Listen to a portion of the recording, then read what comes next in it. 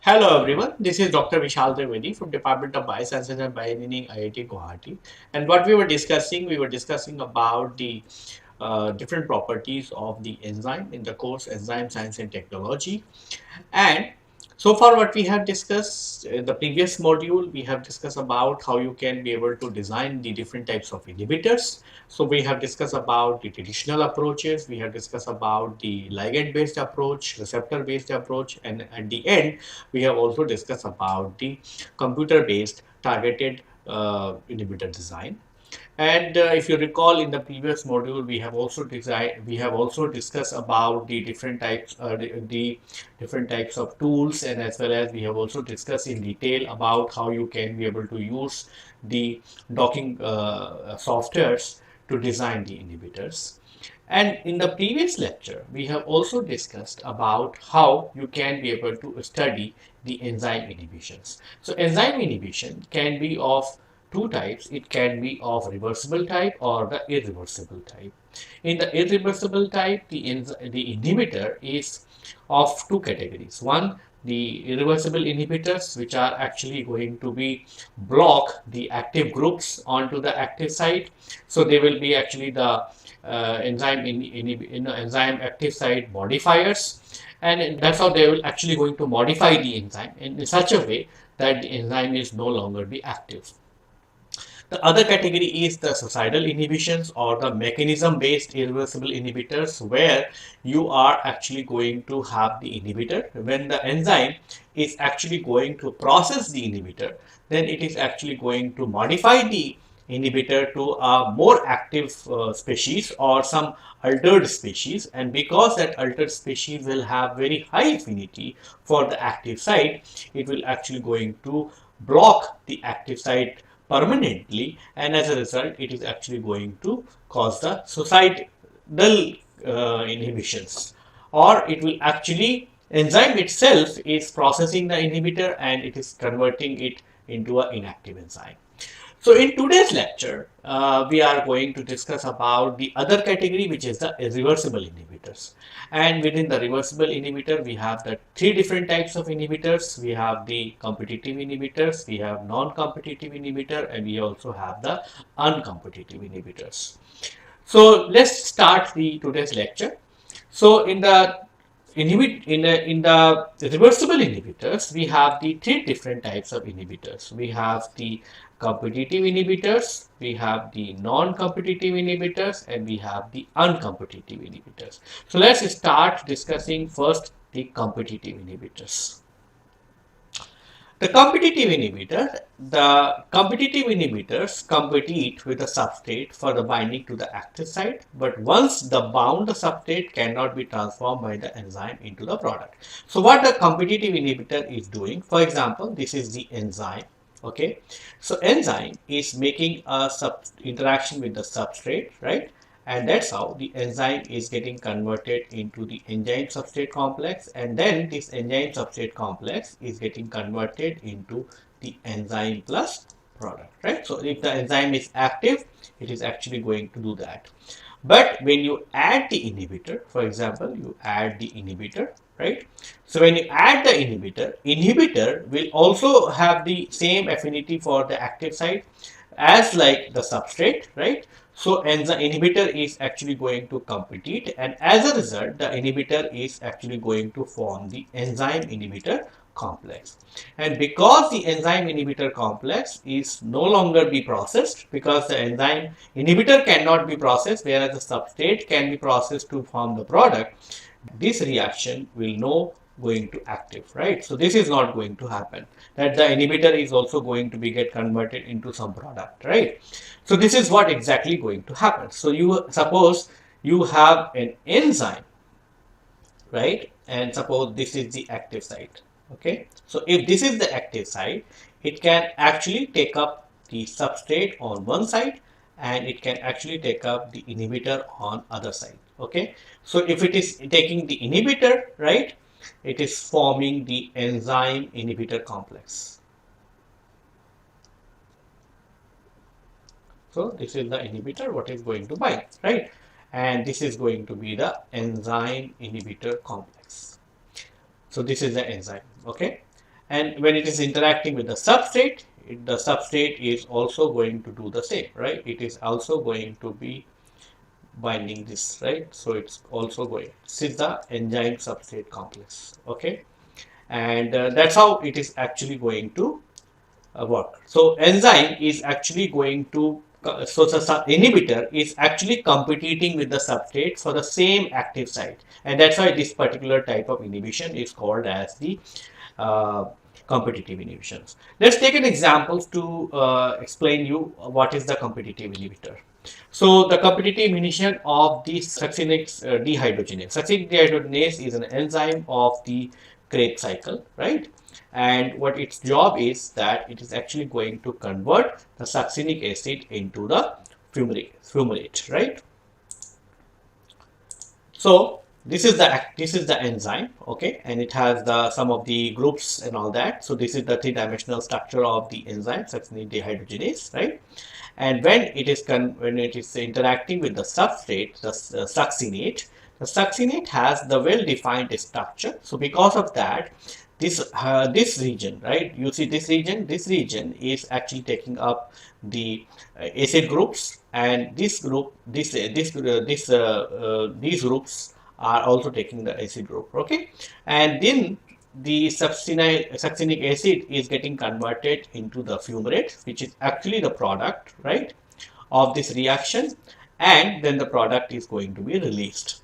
Now, the product in this case is also mimicking the same structure as the succinate. So, in this case, what will happen is that if you add the fumarate, for example, then the fumarate is also going to block this active site, and that's how the fumarate can be a competitive inhibitor. Taking this structure into the consideration, the people have developed an inhibitor which is called as the malonate. So malonate is exactly the same structure. You see the same structure, except that you don't have one CH2. Okay, so it only has one CH2. Here you have two CH2. That is the only difference. So what happened is that these groups, this site and this site, these sites are crucial, and this site is where the inhibitor is going to compete. So what will happen is this acid group will go and sit here, right? And this acid group will go and sit here. This is exactly the same as for the succinate.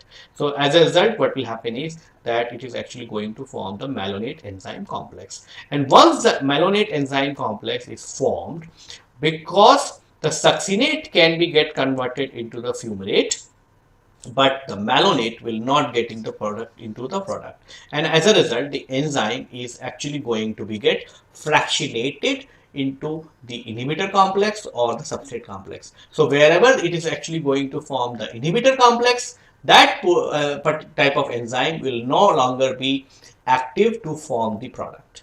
So as a result, ultimately all the enzyme is actually going to be get converted into the enzyme inhibitor complex, and this enzyme inhibitor complex is going to be inactive, and that's how the enzyme is actually going to be inactive. Remember that all these interactions are mediated by the reversible forces such as the van der Waals forces, electrostatic interactions, salt bridges and all that, and that's why this kind of inhibition is called as a reversible inhibitions. So reversible inhibition of the enzyme by the competitive inhibitors. So competitive inhibitors compete with the substrate for the binding to the active site, but once they bound, the substrate cannot be transformed into the product by the enzymes. Inhibition by the competitive inhibitor can be reversed by simply increasing the concentration of the substrate. And competitive inhibitor resembles the normal substrate in the 3D structures. And competitive inhibitors are making a complex with the enzyme, and that's how they are forming the enzyme inhibitor complex. So as we remember that when we have discussed about the enzyme, right? So if you have an enzyme which has the active site, this enzyme is actually going to be fractionated into two different types of complexes. One, it is actually going to make a complex with the substrate, right? The other complex, what it is actually going to form is the inhibitor, right? So it's also can make the complex with the inhibitor, right? Now these are actually going to be reversibly controlled. So this is a they are in equilibrium. So this is the enzyme. It is forming a complex with substrate, and it is forming a ES complex or EI complex.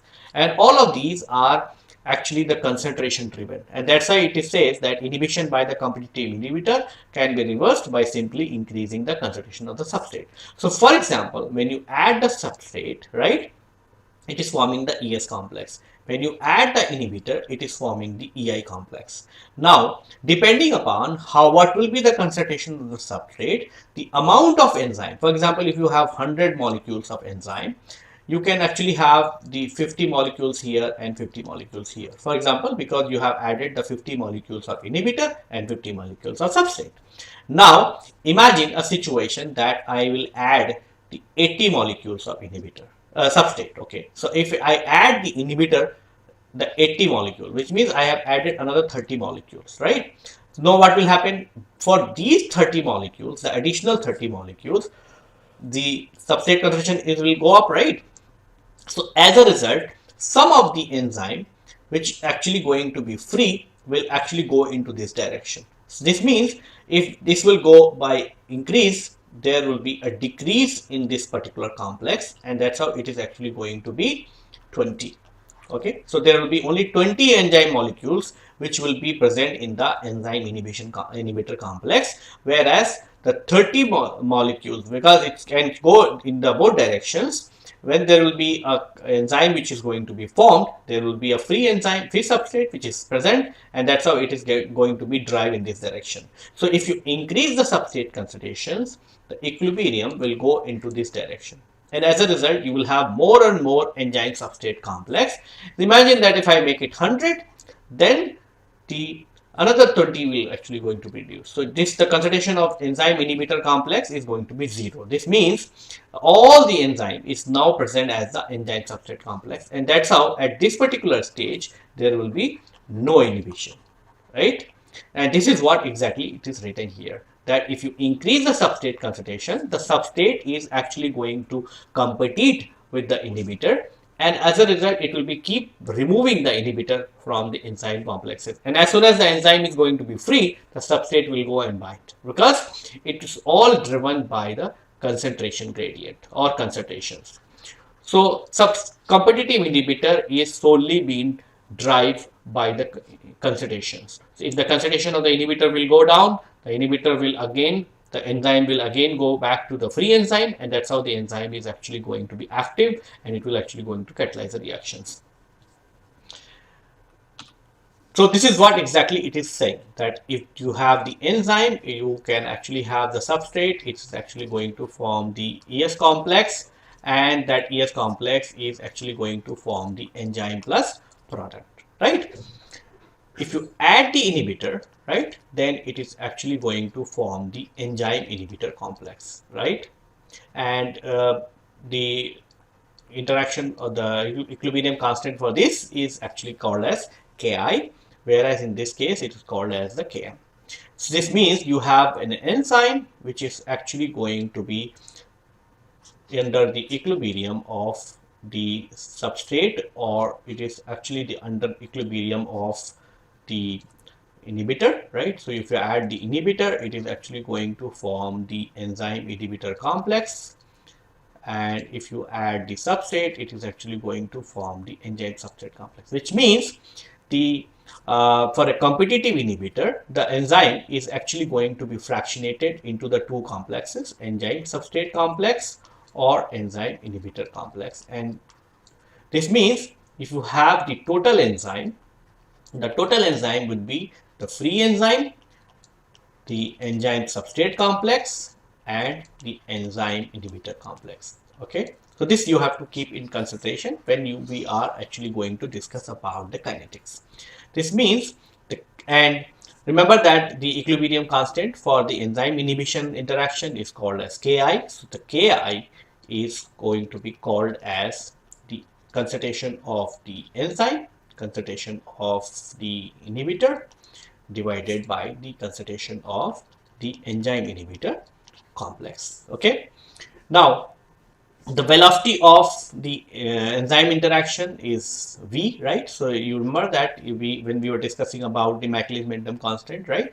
So velocity of this is so this one is called as k1 and this is called as k2, right? So velocity is actually going to be called as the k2 and it is actually going to be breakdown of es, right? This is the direction, right? And when you are going to have the maximum velocity, when you are actually going to have all the complexes as the when you are, all enzyme is present as the enzyme substrate complex. This means the V max is actually the K2 multiplied by the ET, right? This is the maximum what is possible, right? This means if I divide the V by the total enzyme, right, it is actually going to give me the this, right? So K2 ES, right? This is what? This is the equation number 1. This is the equation number 2. And so this is from the equation number 1. You can take this and the ET. Remember this, right? This is the equation, right? So you can put this value here.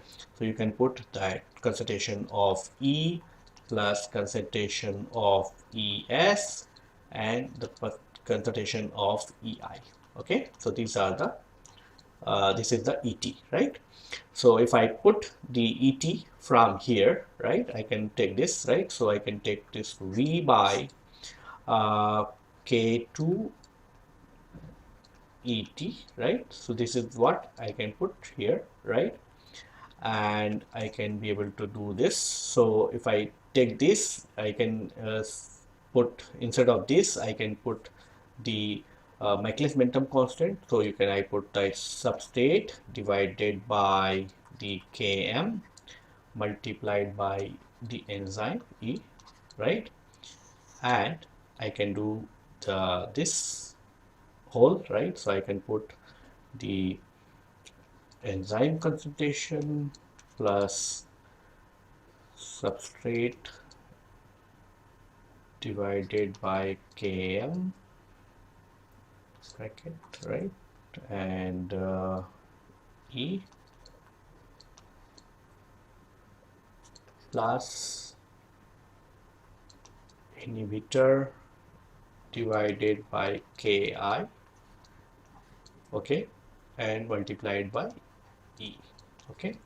So this I have taken from here, okay, this I have taken from here, right? And if you solve this, what you are going to get is, you are going to get this V is divided by V max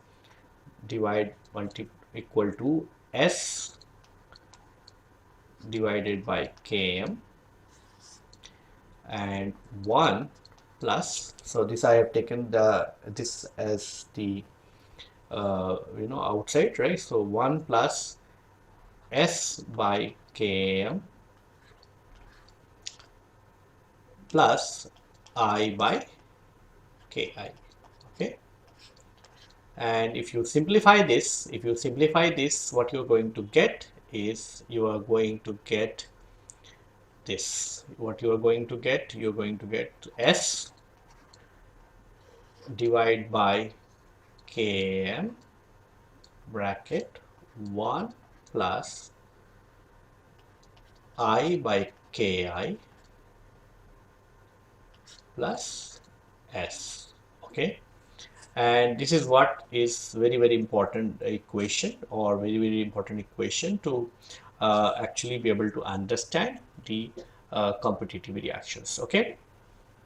Now if I show you the reactions, so this whole thing I can convert this, so this whole thing I can, if I assume this as the alpha, right, if I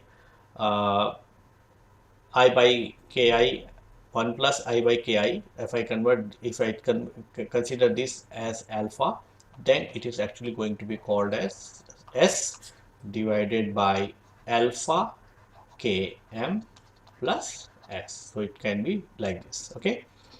And this is very important. So V by V max is equal to S by alpha Km plus S. So, and alpha is equal to 1 plus I by Ki, okay.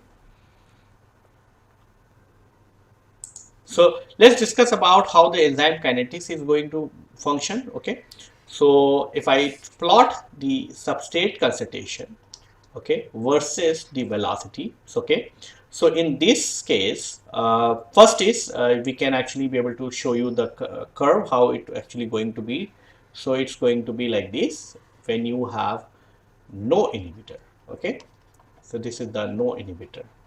And you remember that if you take this and put it like this is going to be the Vmax, and this is going to be the Vmax by 2. Okay, and if I go like this is the Km, right? Remember the last time when we were talking about the Maclaurin momentum curve, right? So this is the concentration of the Vmax, Km.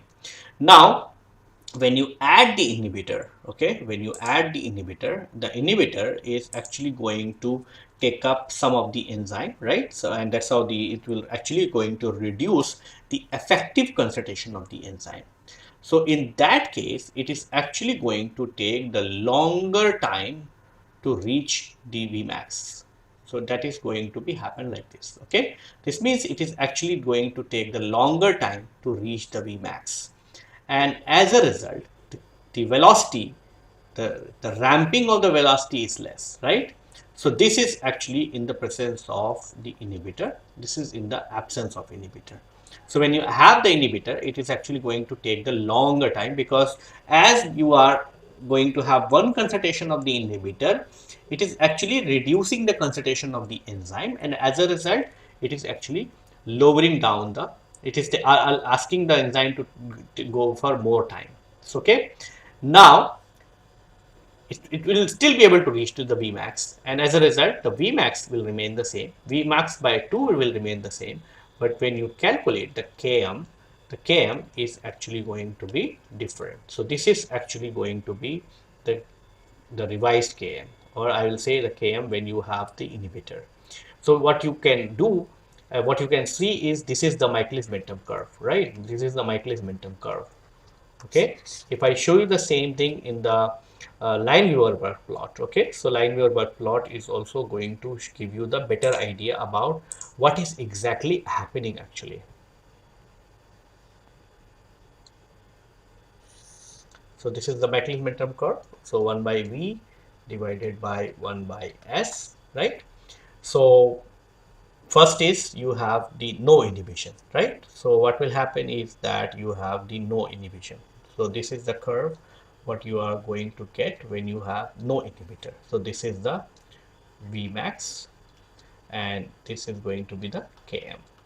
Now when you have the inhibitor, okay, so I'll use the same color, right?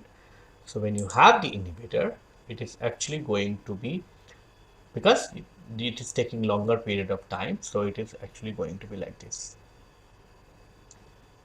This means it is going to be this, and Vmax will remain same. So this is going to be in the presence of inhibitor. So what exactly is happening in this? Exactly it's happening is that when you have the competitive inhibition, the Vmax remains unchanged, but the Km is going to be altered. And what will happen to the Km? Km will be on a higher side, which means the enzyme is actually reducing.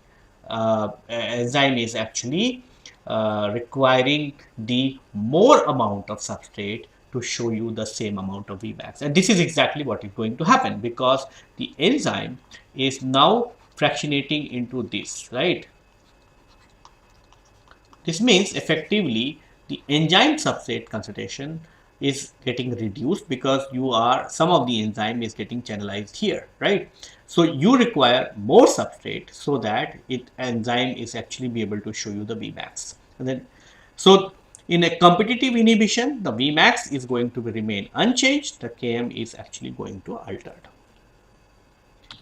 And this is what exactly happened, right? When you have the multiple inhibitors. So when you have the multiple inhibitor and you are going to show like the line work plot, what will happen is that you are going to have the 1 by S versus 1 by V. So you're going to have the For example, you are going to have this is going to be uh,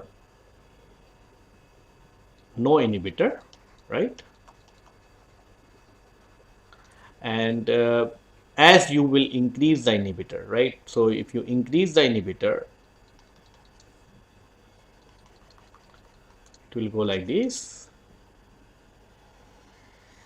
It will go like this. So here you are going to have the so for example, alpha is equal to 1 in this case, so there will be no inhibitor. If your alpha is equal to 2, this means you have increased the inhibitor. So this, if you increase the inhibitor, if you're increasing the inhibitor concentration, this means alpha is equal to 4, like that, then you are keep reducing the Km, and this is going to be the minus 1 by alpha Km. Okay. So if the alpha is 1, this is going to be the 1 by km. If alpha is 2, then this is this, and this and that. And since this is on the minus scale, this is not a problem. Okay. So the slope of this curve is actually going to give you the value of alpha km divided by V max. Okay. So this is the V max. This is the 1 by V max. Okay. And alpha is going to be 1 plus I by Ki. Okay, remember that. So this is actually going to be very, very useful. So competitive inhibitors are easy to design because you know the size of the active site, you know the size of the inhibitor, so you are actually going to have the many tools to develop the competitive inhibitors. And there are so many of these competitive inhibitors like 6-mercaptopurine, 5-fluorouracil, azacitidine, cytosine, all that. Okay, and they are actually been having the very, very extensive applications in the field of cancer, virus, and all that. And then these are some additional inhibitors what people have also used. The most popular are the statins and methotrexate and diculpirol, and all these are actually being used in different types of diseases. So this is all about the competitive inhibitions. Let's more discuss about, so this is all about the competitive inhibitions, and now we'll discuss about the non-competitive inhibitions. So in a non-competitive inhibition, so what are the different properties of the non-competitive inhibitor? So non-competitive inhibition is reversible but not reversed by the substrate. So that is a characteristic contrasting character. Okay. Remember that in the competitive inhibitions, you can be able to reverse the competitive inhibitions by increasing the substrate concentrations. Inhibitor binds at a site other than the substrate binding site. That is another point. It binds reversibly to both free enzyme and as well as the enzyme substrate complex to form the inactive enzyme inhibitor complex or enzyme substrate inhibitor complex. This means the enzyme is going to interact with the inhibitor and it's going to form the enzyme inhibitor complex, or enzyme substrate complex is going to interact with the inhibitor and it's going to form the enzyme inhibitor complex. The inhibitors, how it actually going to function as an inhibitor? So inhibitor actually alter the conformation of the enzyme molecule so that the reversible activation occurs. They are naturally occurring metabolite intermediates. So non-competitive inhibitions, as the name suggests, the enzyme, you are actually going to have the enzyme which is interacting with the substrate and it is going to form the complex, right? So forward reaction K1, this is K minus 1, and the enzyme substrate complex is going to form, and then it is actually going to form the K2 and it's going to form the product and the free enzyme. Okay. Now, in the non-competitive inhibition, because it is not going to compete, it is actually going to bind a discrete site or allosteric site. So it's actually, because it's binding to the discrete site, it actually can bind to the free enzyme, it actually can bind the enzyme substrate complex. So that's why it actually can bind the enzyme inhibitor, okay, and can form the enzyme inhibitor complex, or it can actually be able to bind here and it actually can form the this enzyme substrate inhibitor complex. Okay, so this is called as Ki and this is called as Ki prime. Okay, and once it actually going to form the enzyme inhibitor complex or enzyme substrate inhibitor complex, it is actually going to lead to the no reaction. So remember that whenever the inhibitor binds, whether it binds to the allostatic site or whether it binds to the active site, it will never be processed by the enzyme to form the product. So the Ki, again we will write the reaction for the Ki. So Ki is actually going to be that enzyme inhibitor and enzyme inhibitor complex. Remember that here again the enzyme is now fractionating into the substrate. So it's forming the enzyme substrate complex. Enzyme is fractionating with the inhibitor, so it is forming the enzyme inhibitor complex, and enzyme is also binding to the this, so it's also forming the substrate inhibitor, so it's also forming this. So it's actually getting fractionated into now 3 individual molecular species. So and the Ki prime, which is for this, right, is going to be the ES I divided by concentration of ESI. Okay, so we're again going to write V by ET is going to be K2 ES, okay, divided by, remember this is the what is going to happen. So this all are going to be right. So ET in this case would be E, ES, ESI and EI. Okay, so ET is going to be E plus ES from here, right?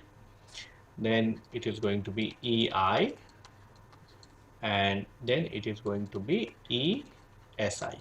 Okay, so if you solve this and if you, it is going to be give you this V by V max is equal to substrate. When will be the V max? When will the V is going to be V max? When the E is going to be ET, right? So that is going to be Km bracket 1 plus, sorry, this is right, 1 plus I by Ki plus substrate bracket 1 plus I by Ki prime. Okay, so this is the substrate. Okay, and now if you want, you can actually be able to convert this into another equation, and that would be like substrate divided by alpha Km plus alpha prime concentration of substrate. Okay, so alpha Km, again the same way, the so don't we get confused, right? Alpha is equal to 1 plus I by Ki and alpha prime is 1 plus I by Ki prime. Okay, so since we don't want to make this so complicated, we have just taken the alpha as the substitute of this. So if this is alpha, this is alpha prime. Okay, so alpha Km plus alpha prime substrate concentrations, and so in this V max by V max is equal to substrate divided by alpha Km plus alpha prime S. Okay, and this is very important equation for non-competitive inhibitions. Now we'll see what will be the how the curve look like, right? So curve, if you have the curve, you have a substrate concentration, right? And we'll have the no substrate. So first you are going to have no inhibitor, so it's going to be like this. So it's going to be no inhibitor. Okay.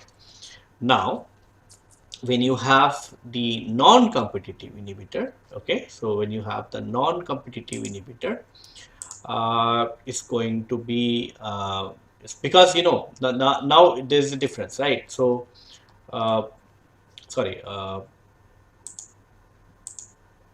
so we'll write all the parameters, right? So this is going to be Vmax, this is going to be, so this is velocity versus this, and this is going to be Vmax by 2. So this is Vmax by 2, and I'll go like this. Then this is going to be the Km. Now we'll show you how the non-competitive inhibitor will look like. Okay. So when you have a non-competitive inhibitor, okay, you are actually trapping the enzyme through an alternate alternate structure. Okay, remember that the inhibitor is actually interacting with the enzyme, and inhibitor is also interacting with the enzyme substrate complex. And as a mechanism, it is actually changing or altering the 3D structure of the enzyme. Okay, 3D structure of the enzyme, right? Or I'll say it is actually changing the 3D conformation of the active site. And so as a result, it is actually going to change its affinity for the substrate, or it's actually going to change its interaction with the substrate. So as a result, it is actually going to affect this, and so it will not be able to attain the Vmax. Okay, so in this case the Vmax is going to be like this. Okay, so this is going to be the Vmax when you have the inhibitor. So this is going to be in the case of inhibitor, and you will see this is the, okay, so it's actually going to alter many things. So it's going to alter Vmax, right? So it's going to alter the Vmax. Now we'll show you the Lineweaver plot. Okay, so in the Lineweaver plot, okay, what you're going to do is you're going to plot 1 by S versus 1 by V. Okay, and the slope will be like this, right? So first you are going to have the no inhibition, right? So you're going to have no inhibition. So this is going to be no inhibition. So there will be no inhibitor, right? Now you're going to have the as you will change the as you will actually going to add the inhibitors, it is actually going to affect the Vmax. So it's going to move like this. Okay, so this is actually going to be inhibitor 1, inhibitor 2, so all the concentrations. Okay, so all you see here is, and this is actually the 1 by Vmax. Okay, and this is going to be 1 by Vmax when you have inhibitor. Okay, and this is actually the minus alpha by alpha prime by alpha km. Okay, this means if alpha and alpha primes are not present, then this is going to be minus 1 by km. And you see, as I am increasing the inhibitor concentrations, and it is actually changing the Vmax, so it is also lowering down the Vmax. Okay, so in this case, the non-competitive inhibitions, you are actually going to affect Vmax. So the slope of this curve is actually going to give you the information about the alpha km divided by Vmax. Okay, and remember that alpha is 1 plus inhibitor by Ki. Okay, whereas alpha prime is 1 plus inhibitor divided by Ki prime. Okay, so these are the two things what you have to always remember. Okay, okay, so from the slope you can be able to calculate the Km and Vmax, and this is the Vmax, this is the Km what you're going to get. So the clinical significance of the non-competitive inhibitions. So non-competitive inhibitions are more potent and more problematic than the competitive inhibitors. So there are so many inhibitors what you can use. You can have the inhibitors for the heavy metal toxicity. So for example, the heavy metals. Heavy metals, for example, the metal which contains uh, the silver, arginine, and lead, they are binding with the sulfhydryl groups of the enzyme, and that's how they are actually forming the non-competitive inhibitors.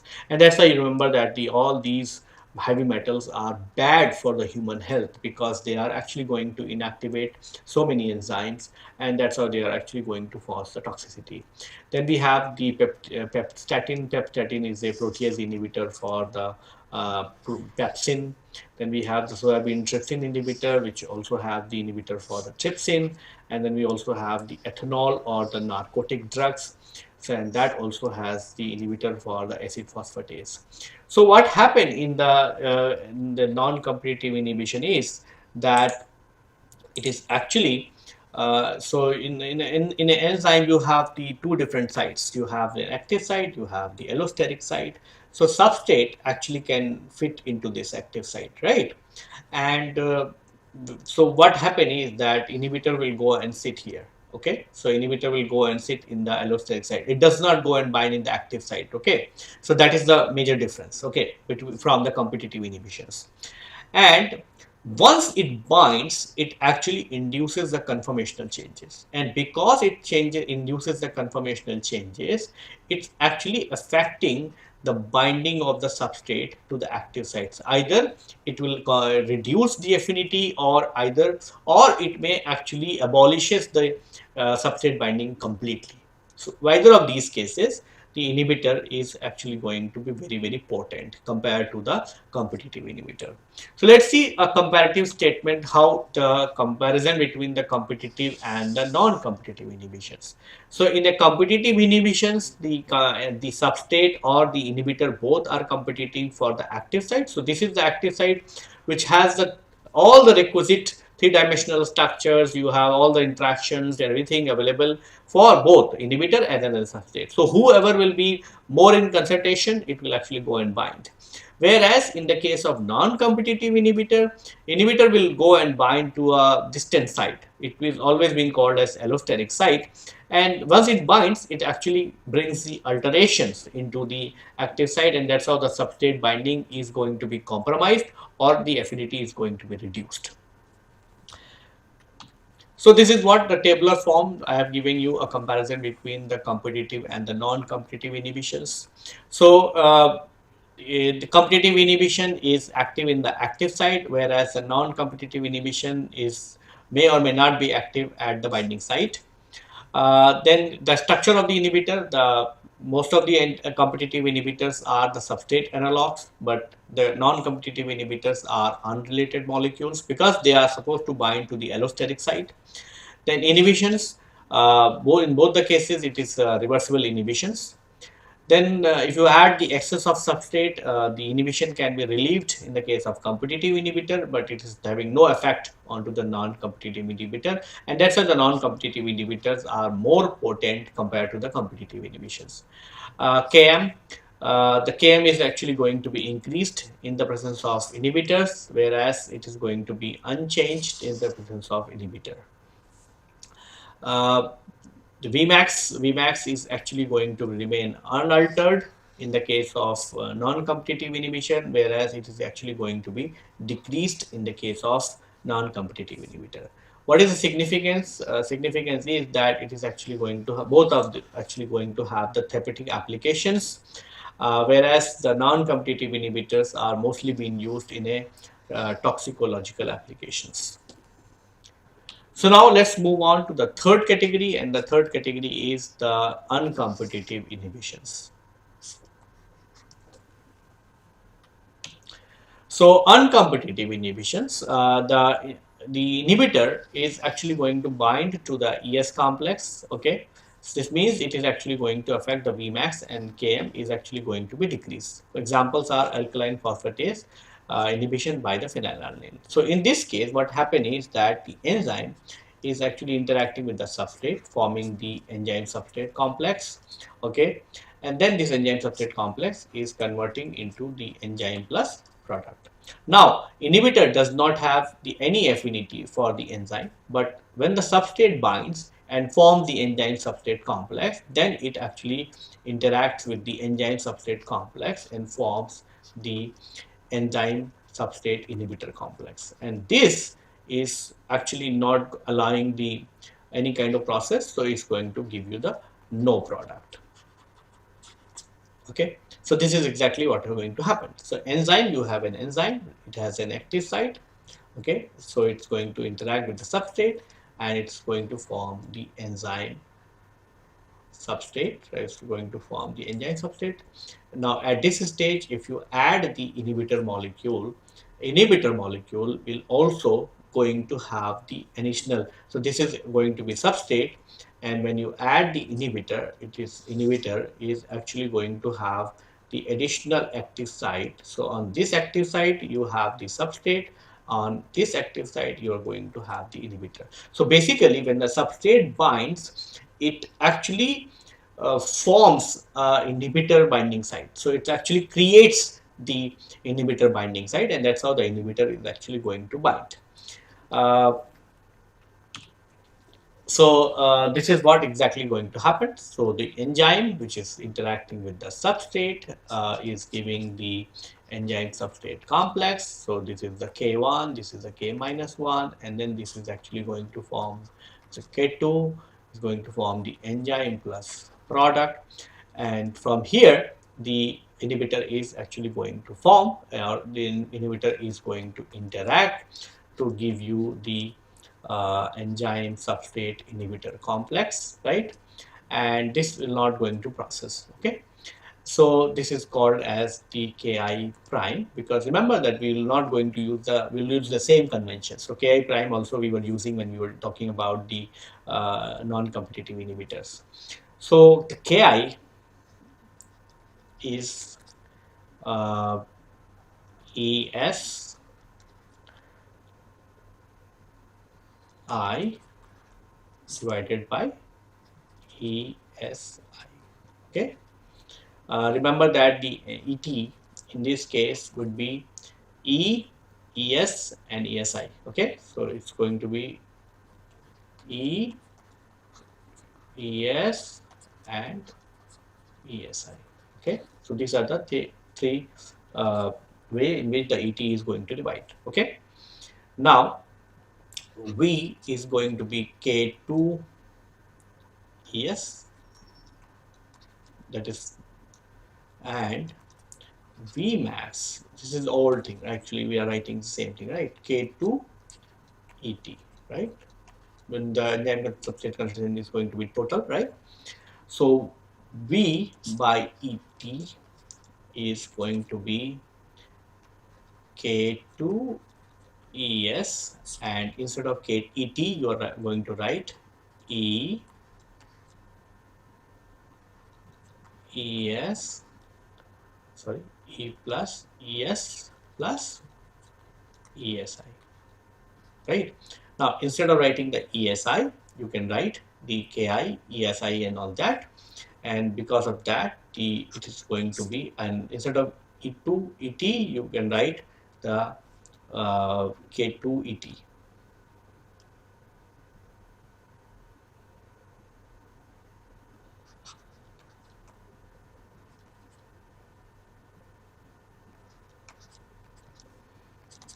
Then it is going to be S by Km bracket में E, right, and divided by uh, E plus S by Km multiplied by E plus S I, so S I divided by Km Ki multiplied by E. Okay, and if you simplify this, you're going to get V by V max equal to, because this is the V max, right? So V max, V by V max is equal to S by Km divided by 1 plus S by Km plus Si divided by Km Ki. Okay, and this is what you can use. You can convert this into the, so if you take uh, the average of this, you can actually be able to convert 1 in plus. So see, S is also here, S is also here, so you can take the S out and you can be able to convert this. So ultimately V by V max is going to be S